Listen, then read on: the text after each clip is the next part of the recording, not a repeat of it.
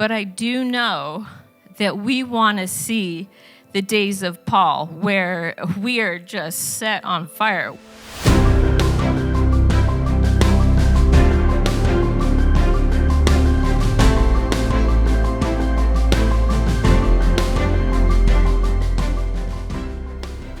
Hi, my name is Stacy Long, the lead pastor of River House Church here in Fayetteville, North Carolina. We're a charismatic church and we love the Holy Spirit. We trust that today's message is going to bless you, and when it does, would you please like and share so we can spread the gospel of Jesus Christ? Like the truth, Enjoy. The truth is water, It's water. It's a substance. You cannot just put it under a rug. It's been like gathering. God's been gathering all the truth. He's been gathering it, and he's been, putting it here, and we've been helping, and okay, there's more truth. There's some more truth, and it's like this big, it's kind of dammed up, but I'm telling you what, that water is going to break. That water is going to break. And that's what I saw, was just like cracks and water just starting to shoot out of the dam, because it's going to come out. So that's exciting, because we want that exposure, right? John 3:21 says, "But those who love the truth will come out into the light and welcome its exposure, for the light will reveal that their fruitful works were produced by God." So that dam is breaking everywhere, but it really needs to happen. So for me, it feels like a transition is going on, and I want, for this last year, I felt a little bit a lot like I just kind of wanted to plug my ears and close my eyes and distract myself from what's going on. I don't want to see what's happening. I don't want to hear anymore. So that's kind of where I've been. And God brought me to the story of Stephen. And in Acts 5:29, it says,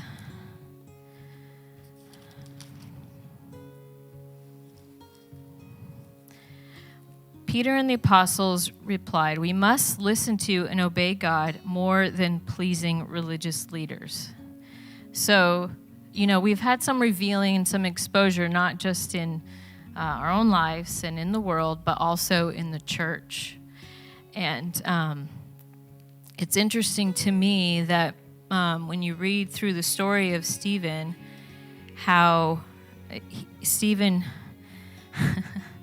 It was this time of, just still in the Jews, they were kind of preaching to each other. They were talking to each other. He was doing miracles within the body of what they knew and the people that he knew. And then he gets killed, right? So what does he do? What does Stephen do in order... What is the thing that gets him killed? He just told the story. He spoke the truth. He told the truth. And that's kind of what I was seeing, was how, that was what God was kind of calling me to in this last year, is when it comes up, you just have to say the truth. That's what you have to do. And sometimes it's really hard, and then also it's hard to look at the own truths in our life that we, the things that are not true, that we need to speak to in order to face them, to see the dam break in our own lives and the light come. And so Stephen says in Acts 7, he says, "Why would you be so stubborn as to close your hearts and your ears to me? You are always opposing the Holy Spirit, just like your forefathers." So that's what Stephen was addressing, the ones that were not seeing the Holy Spirit and opposing what God was doing. And he gets killed.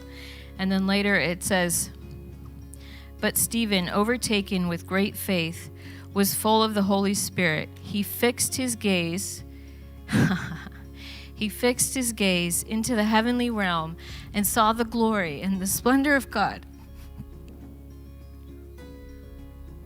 and Jesus, who stood up at the right hand of God. Do you guys see this picture? He painted Stephen this morning, and rocks being thrown at him.